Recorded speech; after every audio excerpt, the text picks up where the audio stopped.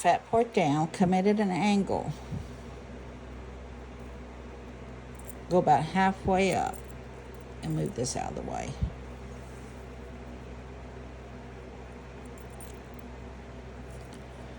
Now, since one of them's lower, we want to pull this one down a little bit to kind of match them up to where they'll both slide at the same time.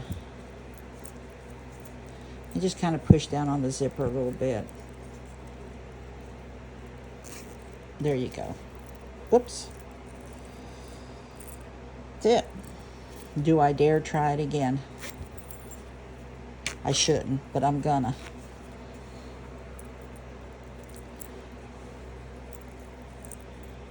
Fat side down, come in at an angle, come in at an angle.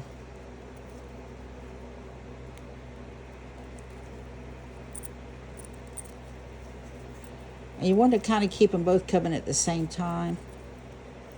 Pull up, push down, pull up, push down. And of course, it's going to be a little bit harder the way I'm doing it because there's nothing attached to it, so it just makes it hard to... There we go. Oops. I hope I didn't get out of the camera that time.